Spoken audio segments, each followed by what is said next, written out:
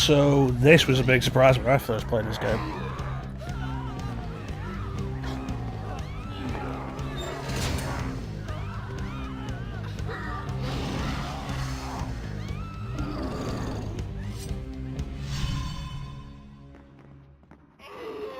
Right, they know. Oh no, they are talking. So combat pretty much revolves entirely around knocking the enemies down and then stabbing them with a dagger to steal the sands.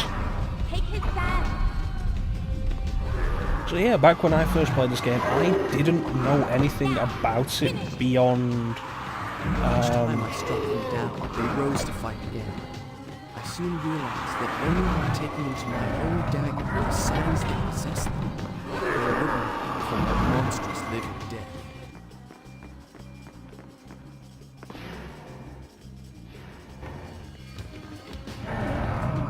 Anyway, yeah, all I knew about this game was the acrobatics and the rewinding.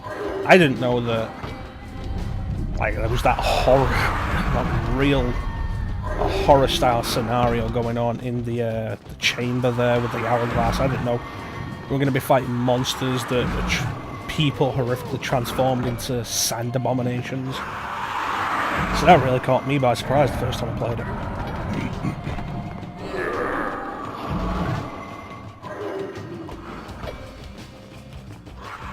So this is pretty much the combat. It's not the strongest point the game has. And after every combat sequence we'll have one of these shafts of light that we'll step into.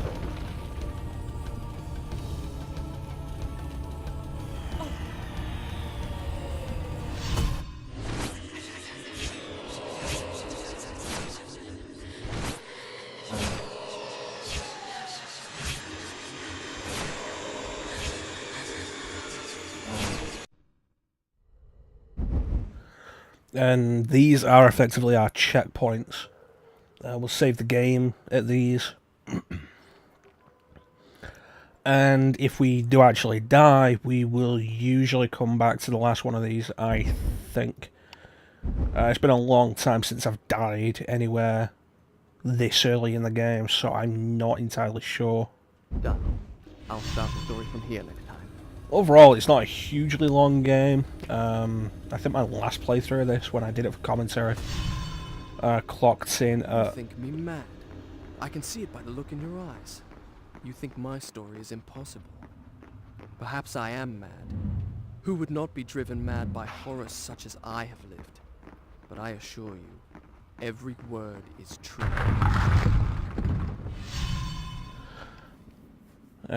Clocked in at around a little under 5 hours, I think, which isn't huge. Although I will admit the game does kind of drag a little by the end. Mostly because of the combat, but we'll get to that when we get to it. The guest rooms, where my father, all our entourage, and I should have passed the night lay cold and silent. The sands of time had swept through, stealing life and warmth from everything they touched. And I, who unleashed the cataclysm, had been spared. Were there others like me, who yet clung to life, hiding in fear among the ruins? It did not seem so.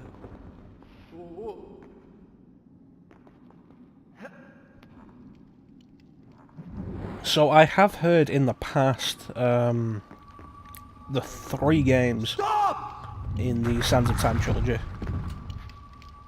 Had I really seen her?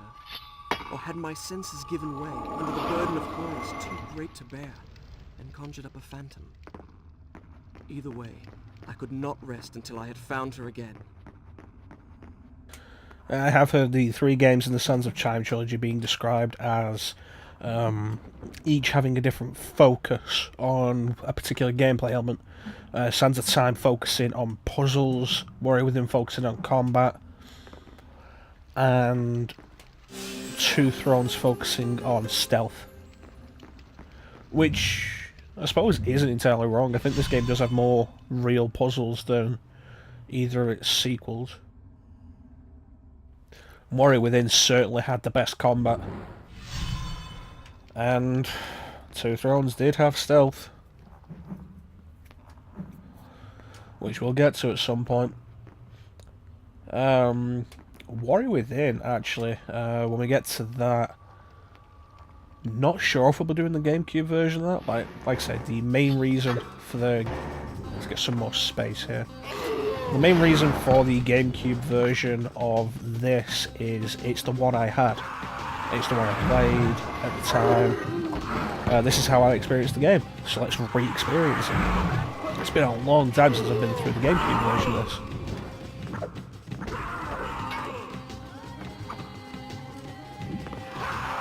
Warrior Within, I actually first experienced on the Xbox.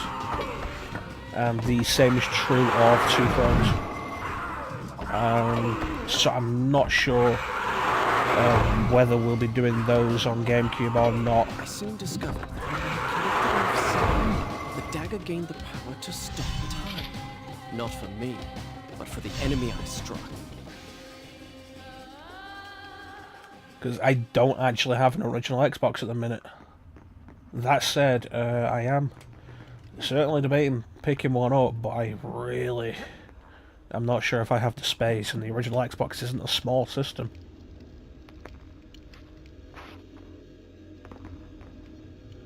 And it's not like the GameCube, where it's like, oh yeah, no, you can just have a Wii instead of the GameCube. And the Wii will play everything the GameCube has, and has a slimmer form factor, which makes it easier to just have around. No, you can play a bunch of original Xbox games on the 360, but a lot of them do have various emulation issues. So I remember I was playing Republic Commando, Star Wars Republic Commando, on Xbox, which was an Xbox exclusive at the time. It came out. I was playing it on Xbox 360, and there were various visual problems with it because of the imprecise emulation. Done. I'll start the story from here next time. So we'll see, maybe, I don't know. Sooner or later I probably will pick up an original Xbox again. Whence came these visions that assaulted me thus like fever dreams? Each time I awoke feeling drained and beaten, and each time what I had seen came to pass, as if the sands of time were giving me a glimpse into my own future.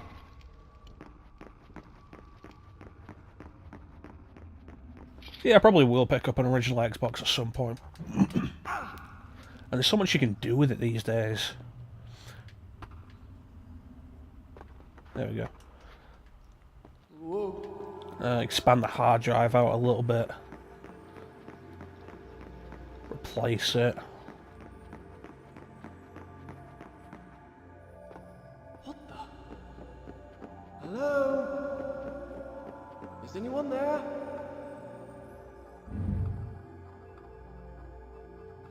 Yeah, it's an interesting place. I'm not entirely sure what the story explanation behind it is.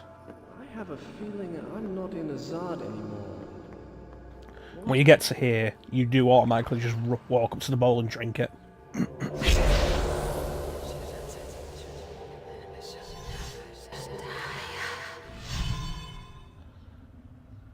What just happened?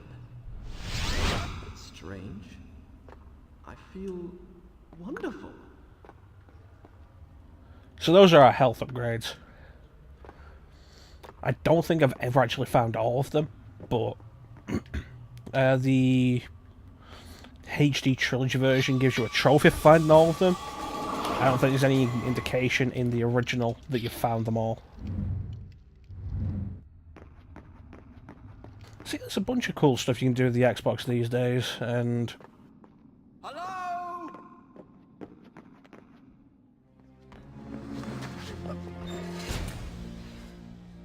Give me the dagger.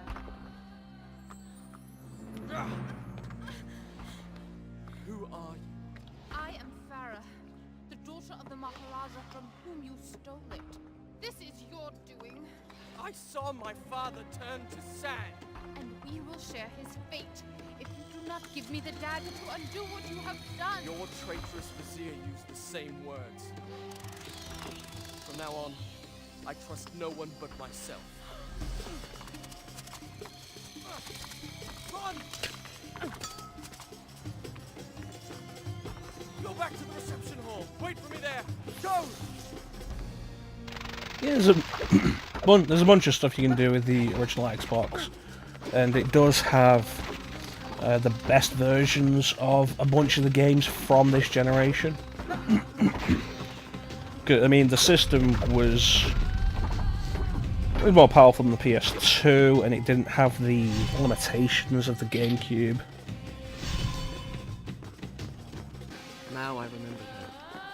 Since we left India, she had been there. In the desert, I had felt her dark eyes upon me. Now, here she was again. She and I, the only two survivors. Did I say two? Excuse me. We were three. Oh, there we go. One of those things where you don't actually want to take the path of progression without checking the dead ends for stuff like that.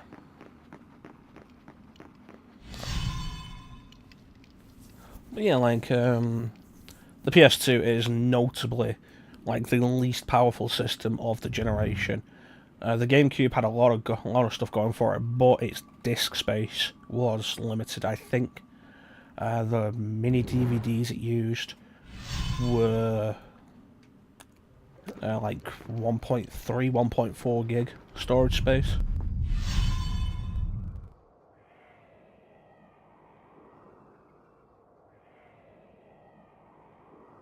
The hourglass. What?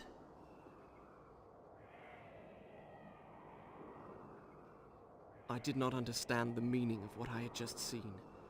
But I knew, with a certainty I could not explain, that those winged creatures had a master. The man who had tricked me into opening the hourglass now had his prize. And for some unknown purpose coveted the dagger as well, would stop at nothing to possess it. Well, I would give him what he sought. I would plunge it into his foul and treacherous heart. So yeah, like the mini DVDs are like 1.3, 1.4 gig of storage space. The Xbox did actually use DVDs, like the PS2, but had a similar level of power to the GameCube. And as a result, for a lot of multi-console releases, is actually the better version. But the Xbox also lasted longer than the GameCube, so it got more of the third-party stuff from later in the generations. And had some really solid original... Oh, I won't say original. Had some really solid exclusive content. Which we'll probably get to at some point. There's another sand cloud around here. I can hear it. There it is.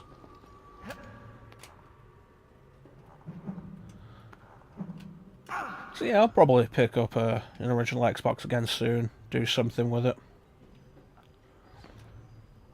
As the biggest issue these days with some of these older systems is failures. Like the units failing for various reasons. They're getting old now. And it's not like stuff like the Super Nintendo, the NES, the Mega Drive, that kind of thing, where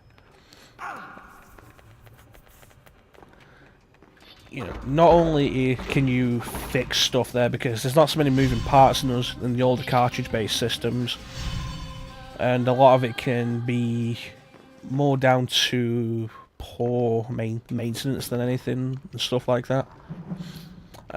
With disc-based systems, like, the biggest issue is sooner or later the disc drives are going to give out, which is kind of a shame. Like, the motor will go or the laser will burn out, and then you've got a system that just doesn't work anymore. It's a real shame.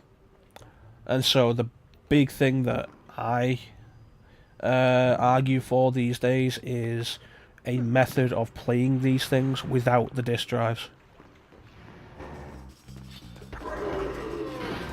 And don't get me wrong, I'm not condoning piracy or anything. Although it is... Oh, you. Introduction to the dancers. Forgot about that. It is worth noting that... Yeah, it's like, okay, let's say you buy a game on the PS2. And you pay full new price for it. I began to realize why the Vizier wanted it so badly. Like, you pay full price for it. And it's new. But none of that is going to the developers or the publishers. That's... Because the big argument always for buying video games rather than pirating them is always support the developers, which is a good cause. Like, they do the work. They do the work, and they should be paid for the work. Yeah, that's basically how the site is supposed to work, and yeah, it's reasonable. It's just not working. But you buy a 10, 15, 20-year-old game, and the people who made that are not getting the money for that. Doesn't matter how you're buying it, what condition you're buying it in, they're not getting it. And it's part of the reason why whenever a game is re-released in some form, I will, if I'm interested in the game itself, I will buy the re-release. Get out of the way! Damn it, Shaun froze. I'll buy the re-release, like Star Ocean till the end of time. I have the discs on PS2. They brought it out on PS4 as a PS2 classic, and I bought it again. It was like, yeah, no, it's the most effective way to support the creation of the game.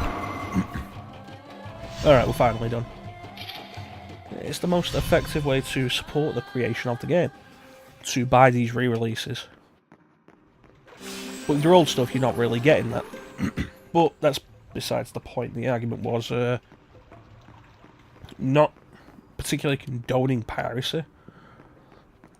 And the biggest argument from anybody about doing any of this stuff is always, it's going to cause piracy, it's going to lead to piracy. And yeah, it probably will, which is the most unfortunate thing. But the flip side of that in old systems like the Xbox, PlayStation, the PS2, the GameCube, that kind of thing, is these are, for the most part, games you just can't get anymore. And you could buy them, and you're not supporting developers by buying them.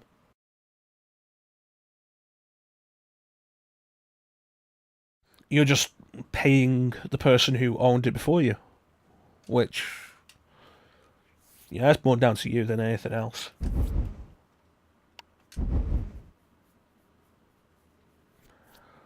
And the cost of some of these things can be ridiculous.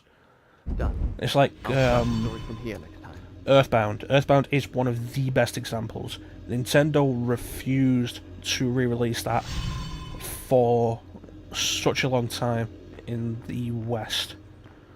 There were probably various issues. I heard there might have been something to do with licensing on music, maybe, I don't know. But when it came down to it, you had stuff like Smash Bros. Brawl came with... You could unlock demo versions of... Is there a... Oh no, it's just a symbol. You can unlock demo versions of various games from the Virtual Console on Smash Bros. Brawl on the Wii. And it's really cool. In Japan, you could get a demo version of I think it was a Virtual Console release of Mother 2, which is Earthbound. That was deliberately taken out of the Western version. And it's like, oh, you really want to play this cult RPG from Nintendo that has a legendary reputation by this point? Okay, go out and buy a physical copy. It didn't sell that well. the camera there.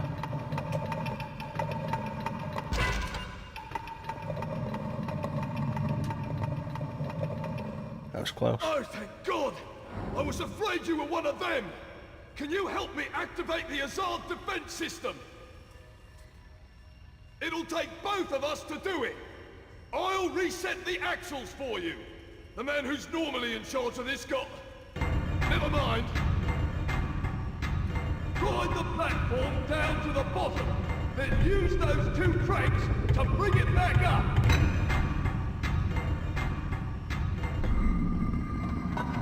You see those 4 axles? You'll need to pick them up one by one until you've got all 4. Then, bring them up to the top together.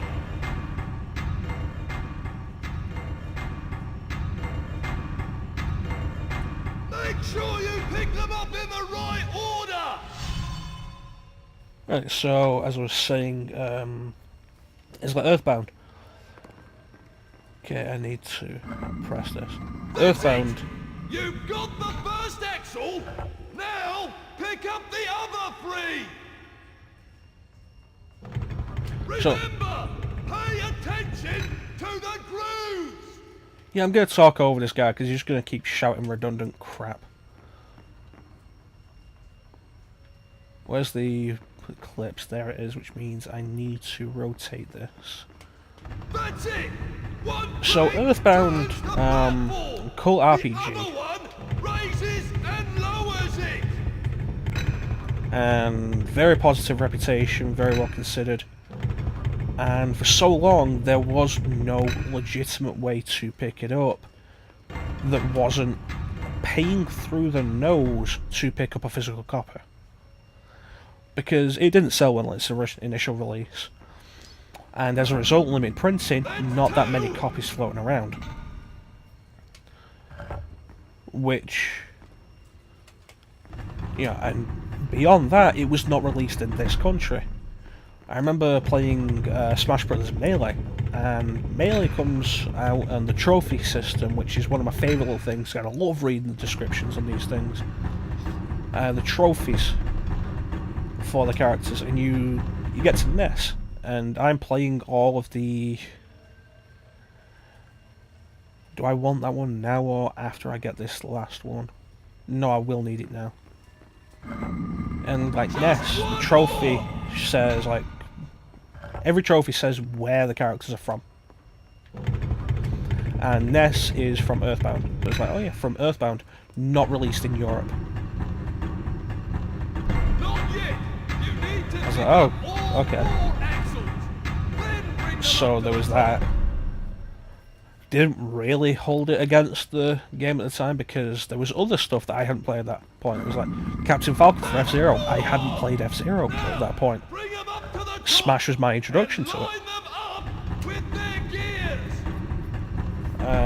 I hadn't played any of the Yoshi games, so a lot of the characters in that were new to me. But yeah, I played Mario World, but that was it. I hadn't played Yoshi's Island, Yoshi's Story, or any of those. I knew you could do it!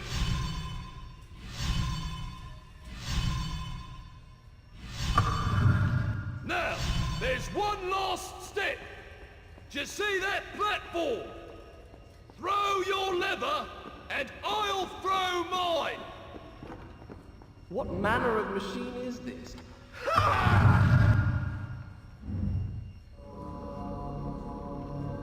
We did it! Serve those accursed demons right! Oh my God, they'll rue the day they ever dared attack the Palace of Azad!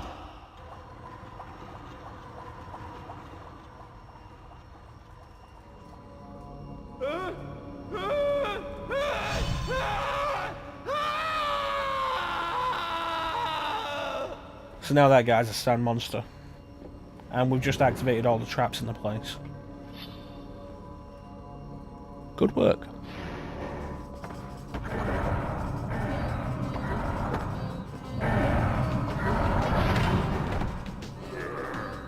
Yeah, it's like...